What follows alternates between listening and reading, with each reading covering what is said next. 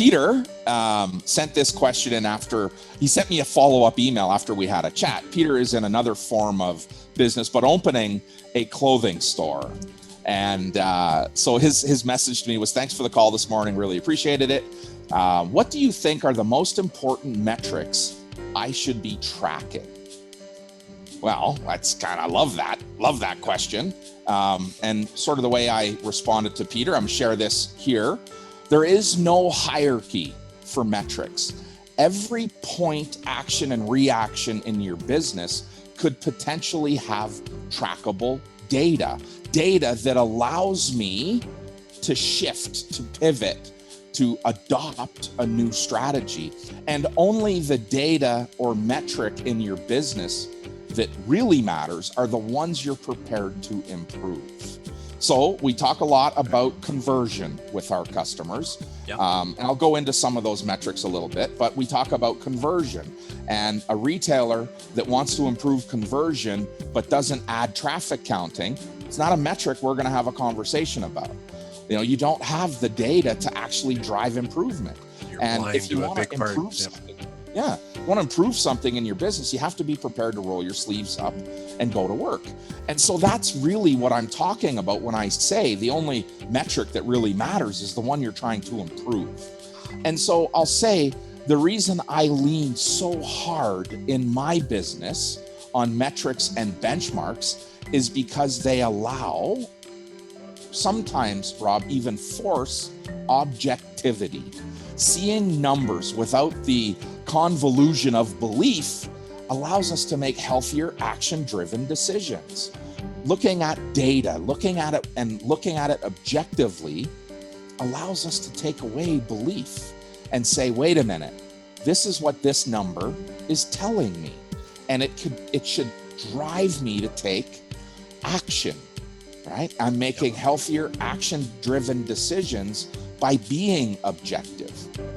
So, I just went on to talk about metrics without sharing anything. So I'm going to give you my sort of top 2 or 3 metrics across 3 areas of the business that you need to pay attention to: inventory, sales, and financials. So inventory, the number 1 metric for me in inventory is cash margin. Cash margin, we've talked about this before, are the dollars created beyond my cost of purchase, not cost of sale, not cost of goods, beyond what I purchase. If I do $1,000 in revenue and I spent $500 on inventory in this month, I have $500 in cash margin. Cash margin is what I use to operate my business. So cash margin, the target, depending on your initial markup, should be between 46 and 54%. And looking at it across a period of time. So let's talk about a season. Let's look at, spring, and call spring March through May. Okay. And I'm going to take my total sales March through May and deduct or subtract my total purchases at cost. Not what I sold, but what I bought at cost. What's left over is my cash margin. And that money is how I operate my business. And so cash margin needs to be a critical measure in your inventory. And again, the math is simple. Sales minus purchases at cost divided by sales to get that percentage, retail sales, your net sales. And ideally, you're 46 to 54, depending on your markup. Okay. The other metric I look at in inventory, Rob, is markdowns as a percentage of my total inventory. So I look at, where markdowns are as a percentage, not of my inventory, of my total sales, pardon me. I look at markdowns as a percentage of my revenue. Markdowns are often the biggest expense not tracked in a business. Interesting, yeah. Right?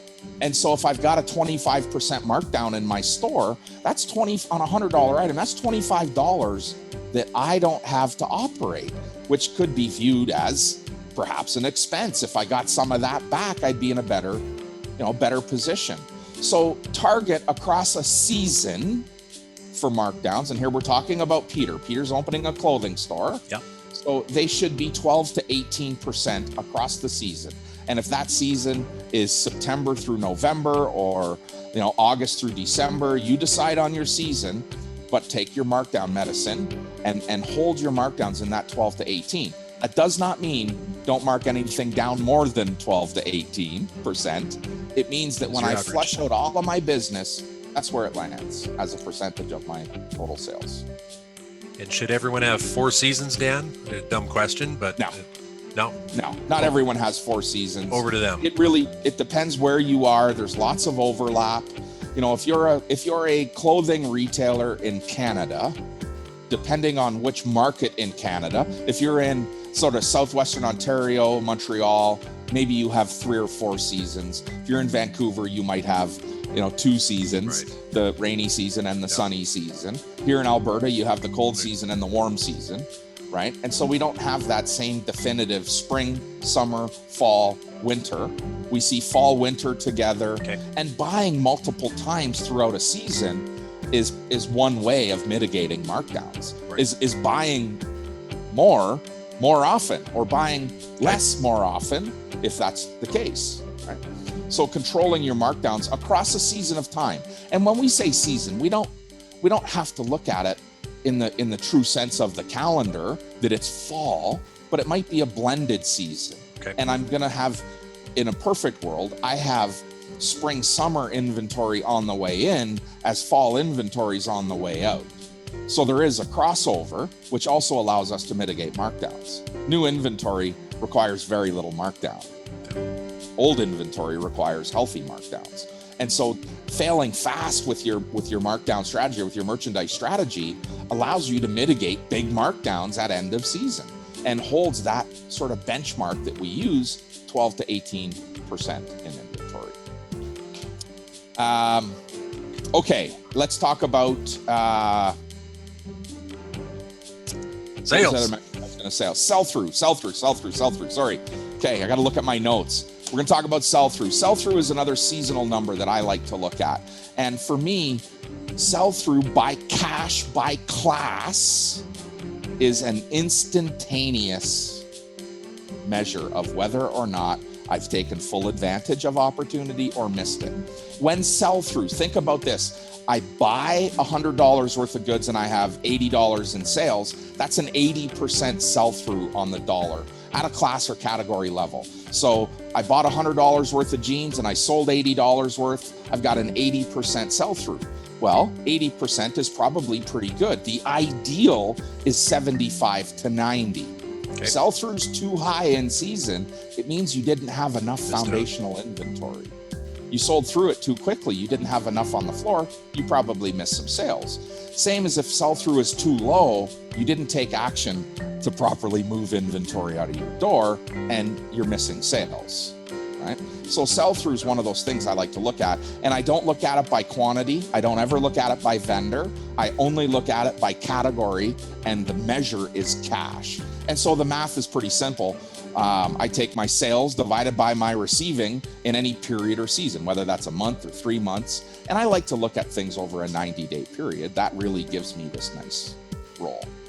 Good picture. Right. Those are the 3 in inventory. Sales, I like to look at conversion. Conversion are the number of people that buy from you versus the number of people that walk through your front door. And your door might be a virtual door. It could be your brick and mortar. And setting a benchmark for yourself is hypercritical. You need to know where you are in conversion to set a target or a strategy to improve it. Ideally, an independent store, drive up to their door, 50 to 60% conversion. If I'm in a mall, it's probably 18 to 24. If I'm in a remote location, only destination traffic, it might be closer to 70%. Okay. But you need to know where you are and adjust strategy, right? Have this constant effort to improve it. Average sale I look at. Average sale really should be measured weekly. When it's off track, you take action to improve it. Average sale is my total volume of sales divided by my number of sales. There's my average. You want to improve your sales volume by 10%, fix your average sale. Increase average sale, it looks after sales volume. And then of course, I like to look at UPT, what's called UPT, or units per transaction. Okay. And this is a message for a clothing retailer. Stop thinking in terms of items. Start thinking in terms of an outfit. We've talked about total solutions before. You've got to think about selling outfits. How many items should she buy from me? Well, how many is she wearing right now? That's her outfit. That's what allowed her, gave her the silent nod to leave the house. She looked at herself in the mirror. I do it before I get on the podcast. I look to see, did I comb my hair today? Do I have pants on today? There is this visual check that we do before we leave, Rob. And how is it that she won't leave her house without pants on, but you let her leave your store without buying pants? Is that a mindset for the team, do you think? Like just getting them to think that way, that just Yes. and watch the goodness follow? Watch the goodness follow. If you can talk to someone about an outfit or an event, your average sale will skyrocket. Yeah. Right? Yeah. Whoa, you've got to pair this sweater. You need this belt. You need these shoes. Let's pull the outfit together, and move through your selling process. Get to that close. Get to that. Imagine how great you're going to look when you finally get to go out to dinner with your girlfriends. There is that, That's when us guys get picked on usually, that you need this, they go get it, and you're right. Yeah, it's part of the. I know my Listen, wife's I've told been me. in lots of men's stores where men say, "I'll take that," and they point at a mannequin, right? He's got a pair of 5-pocket casual pants on, the mannequin. He's got a great t-shirt with a flannel button up or something and a jacket. It's like, yeah, I'll take that. Now, they don't make mannequins that look like me, so I'm not that guy, but that's how guys shop. Yeah. We lack, the ability to pull outfits together. And women aren't any different. Maybe they have great taste and a discerning eye for style, but they're in your store looking for your help to build an outfit, and you're selling them a goddamn t-shirt instead of the outfit that they're longing for. Nobody ever buys anything without thinking, what will I wear this with? Right. Our job in retail, if you want to increase your units or your average sale, is to help them through that challenge. So I gotta ask you, is it up there in your hatred lines? Were you able to find everything you were looking for today? Is that a hated line, Dan, or it's a terribly hated line? Okay. And I make fun of people. I did it the other day at Lowe's. Marlene and I went in to pick up an axe, believe it or not. Did you find everything you were looking for? I have no freaking idea what I was looking for. You see how big this store is? I don't know. Nobody even talked to me. I have no idea what I was looking for. Sir, you'll need a lumber jacket to go along with this axe. A lumber jacket with and your axe. Do you have your lumberjack toque to go along? How about safety glasses? How about gloves? Steel toe boots, sir. You look like the type that's about to take a toe off or two. I think you could do. Look at that. We've quadrupled the sale in one stroke. Listen, that's awesome.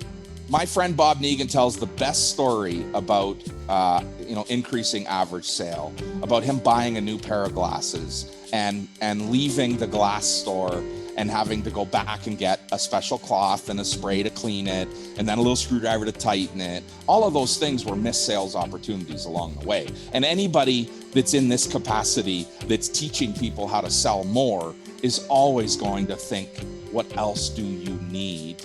Not what else do you want? And I turn your wants into needs very quickly when I say you can't buy a pair of. Listen, I'll tell you another story. So here we are. We're in Cape Breton, Nova Scotia. I'm trying to teach a sales team to sell work boots. And every pair of boots that are leather need to have protectant on them. The spray, right? The $18 can. And I said to Katie, this is how we sell spray in this store now. Would you like me to spray your boots here, or would you like to do it at home? I can do it at home. There, I just sold the $18 leather protectant, and in the bag it went. That just happened. Right.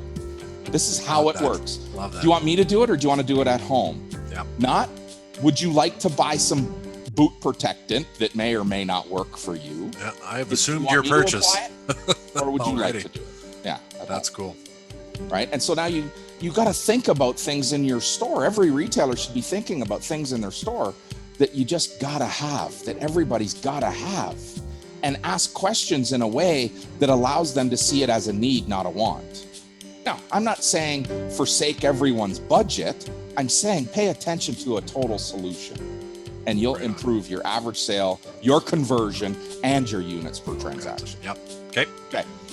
All right, last thing. Talk a little bit about financials. So for Peter, I talked to him about, as he's building out his business plan, let's make sure that we understand the 3 most critical categories that impact profitability.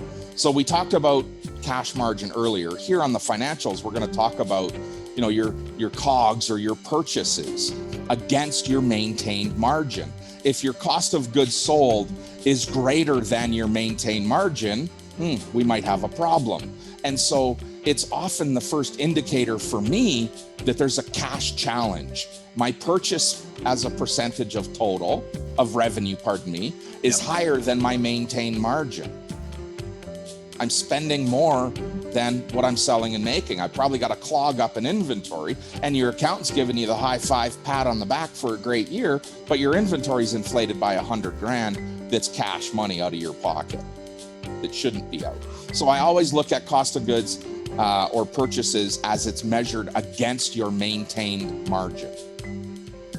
The other thing that I think is important is getting a glimpse into whether you're an over or under buyer. And so this sort of cost of purchase thing that I look for in financials is the first indicator of whether you are, you've got this disease, this demonstrated reluctance to buy, or you're simply an overbuyer. And make no mistake, overbuying and underbuying has the exact same effect on your business. If you're underbought, you don't have enough inventory and you lose sales. If you're overbought, your inventory's stale, you're marking it down, you lose business. We've talked about this before. Nobody wants to see last year's stuff. Yeah. Got to mark it down and move on. And looking at that as a percentage of my total revenue is critical to move my financial business forward. Okay, the other thing I look at is occupancy costs. I want to know where your occupancy costs land as a percentage of revenue. Okay. Should be ideally 6 to 9% of revenue. And occupancy costs are those costs that are associated with you being in the space. It's typically the second largest expense for a retailer. And so I want to know where occupancy is. And again, because I look at everything as a percentage of revenue, I'm not always looking to cut costs.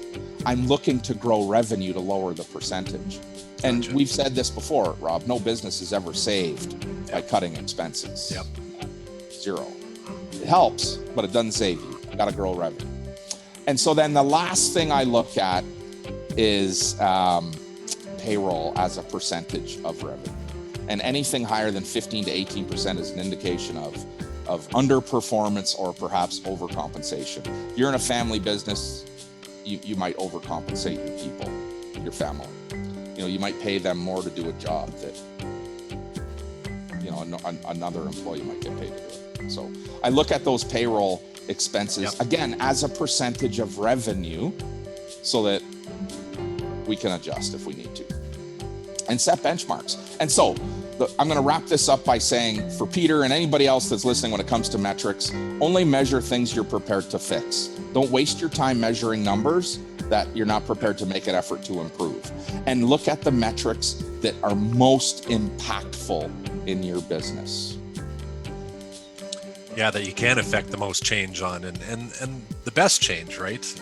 Right. I've seen long enough that when you get caught in these exercises of let's track this, let's track that, and you wake up one morning and it's like, it's just wasting our time. We're not doing anything with it, and you have to look yourself in the mirror, usually start with, and say, look, we gotta measure things that we can affect that change on, and we'll all be better for it. And every retailer should have, I think we talked about this in our 21 for 21, you've got to have your scorecard, your weekly scorecard, and you're plugging your numbers in, and when they're on track, you high five yourself. When they're off track, you take action to improve it. And those metrics that go on that scorecard are the ones that you dive into to improve. Right on.